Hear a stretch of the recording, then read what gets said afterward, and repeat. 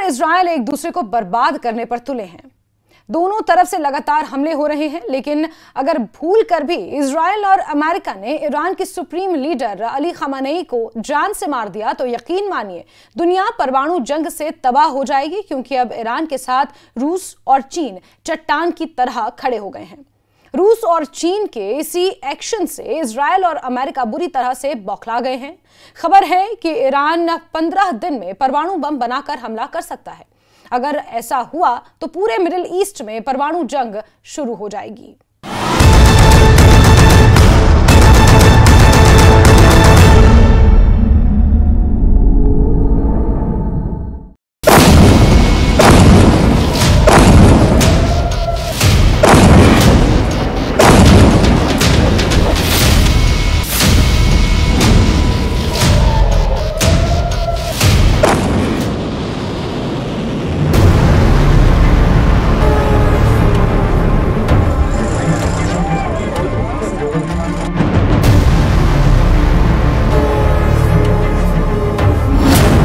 डरपोक निकले ट्रंप, फंस गए नेतन्याहू, अब 14 दिन में फैसला।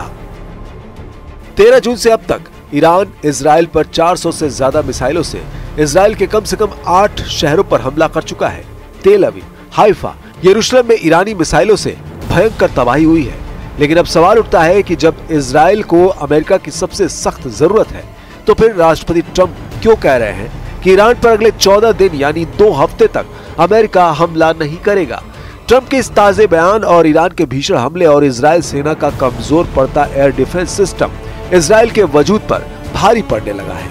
हम आपको दिखाने जा रहे हैं कि कैसे पिछले 56 घंटों में रूस के राष्ट्रपति पुतिन और चीन के राष्ट्रपति शी जिनपिंग ने पूरी दुनिया को संदेश दे दिया है कि अब ईरान बिल्कुल भी अकेला नहीं है। युद्ध में रूस और चीन ईरान की सीधी मदद करने लगे हैं, यानी जंग में अब हालात पूरी तरह से विध्वंसक हो चुके हैं। अब ऐसे हालात में अगर ईरान के सुप्रीम लीडर खामेनेई को इजराइल और अमेरिका मारते हैं, तो रूस और चीन भूखे शेरों की तरह इजराइल और अमेरिका के सैन्य अड्डों पर हमले कर सकते हैं। और अगर ऐसा होता है तो फिर दुनिया परमाणु विनाश जरूर देखेगी। लेकिन इस बीच इजराइल अमेरिका के धोखे से बौखला गया है।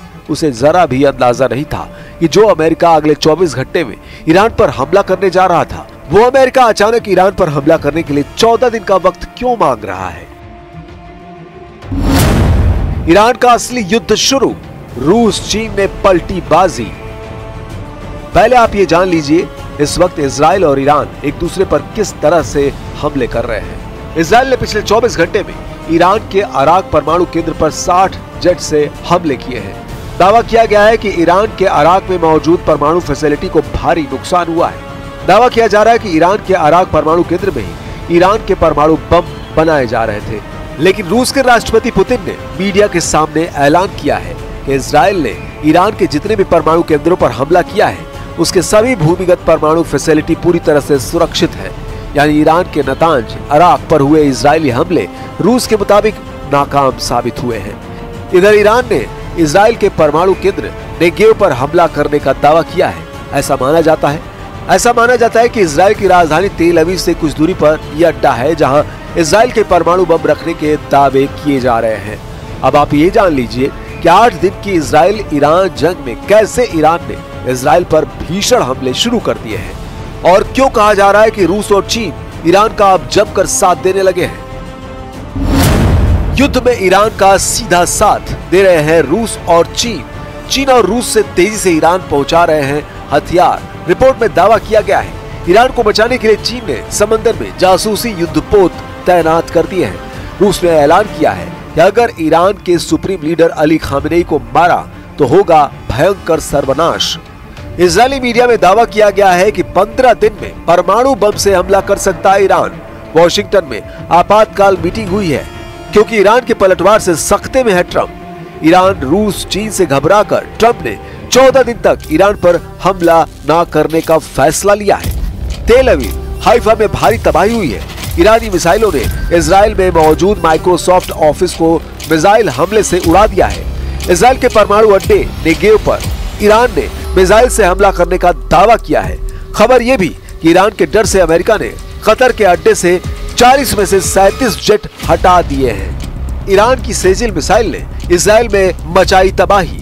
ईरान के फोर्दो परमाणु अड्डे को कैसे तबाह करेंगे अमेरिका इजराइल, इसे लेकर तेल अवीव से लेकर वॉशिंगटन तक मीटिंग हो रही है।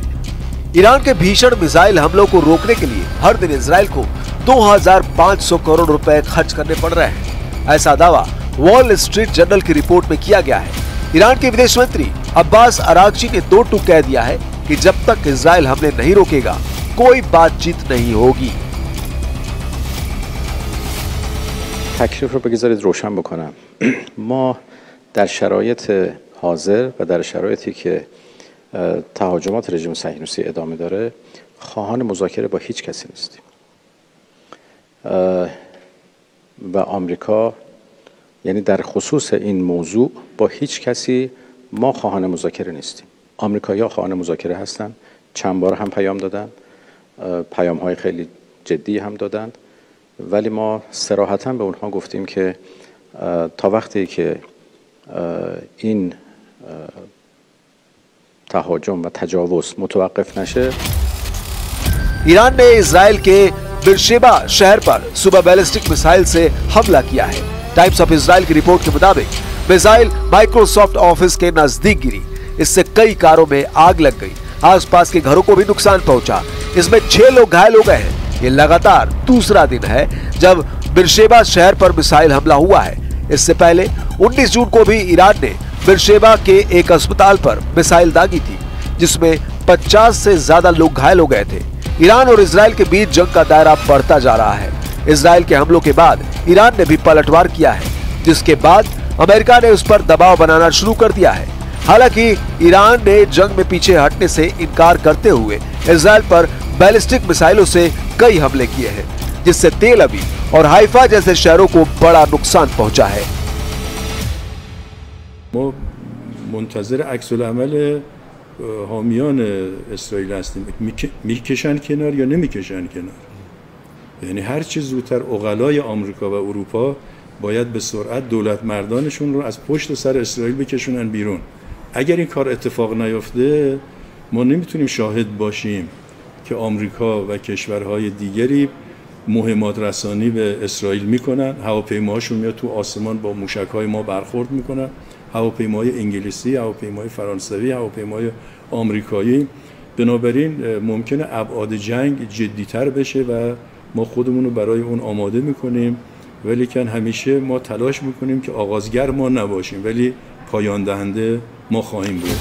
अमेरिका के समर्थन से ईरान को तबाह करने के लिए इजराइल ने जिस ऑपरेशन राइजिंग लॉयन को शुरू किया था, उसके विनाशकारी अंजाम से हर कोई अनजान है।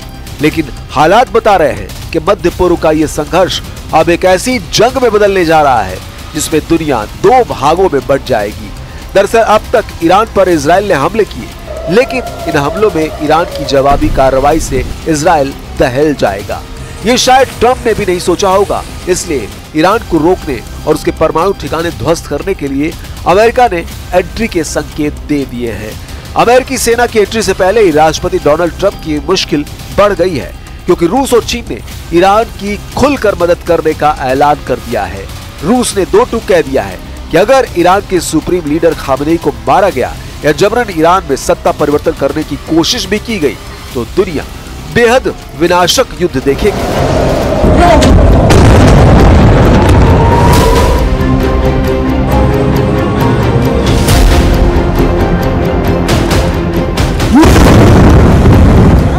Ну, если мы вспомним с вами встречу, которую накануне провел президент Путин с руководителями международных информационных агентств, когда ему задали вопрос по этой теме, он сказал: «Я даже не хочу об этом говорить». И это говорит о том, что, конечно, это является совершенно неприемлемым. Сама постановка такого вопроса является для нас неприемлемым. Мы считаем, что это непозволительно вести такие разговоры, и тем более непозволительно предпринимать такие действия. डरपोक निकले ट्रंप, फंस गए नेतन्याहू। रूस चीन का डबल प्लान एक्टिव। इजराइल के हमले से नहीं, बल्कि इस युद्ध की दिशा ट्रंप के बयान के बाद बदली है। इजराइल के हमले का जैसे ही ईरान ने जवाब दिया, ट्रंप ने ईरान के खिलाफ एक चेतावनी जारी की। रूस और चीन की खामोशी ने इजराइल और अमेरिका का हौसला बढ़ा दिया था, पर अब दो गतिविधियों ने इजराइल अमेरिका का हौसला पस्त कर दिया है।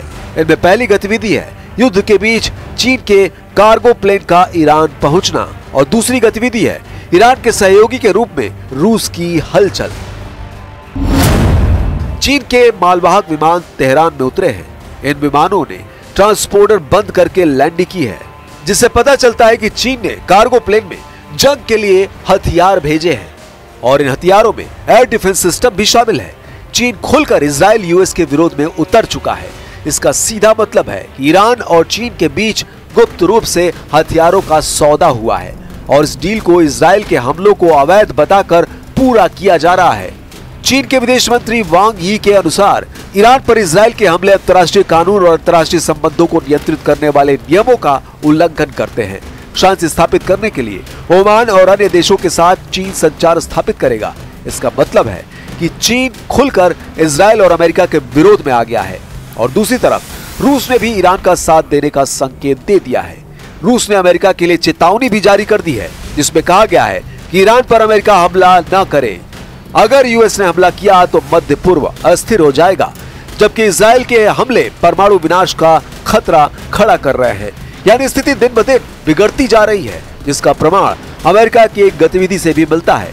अमेरिका के राष्ट्रपति का डूम्सडे प्लेन E-4B वॉशिंगटन के पास उतरा है, जिसका मतलब है कि अमेरिका इस युद्ध को बड़ा संकट मान रहा है, क्योंकि ये प्लेन राष्ट्रपति की सिर्फ सुरक्षा ही नहीं करता बल्कि परमाणु विस्फोट का सामना भी कर सकता है। तो क्या युद्ध में न्यूक्लियर तबाही की आशंका बढ़ गई है? जवाब ट्रंप के बयान से मिलता है। I have a meeting in the war room in a little while, situation room as some people call it. So we're going to meet. We're going to see. We're in the midst of it's a terrible thing. I hate to see it. I hate to see all that death, so much death and destruction. But death primarily is what I hate to see.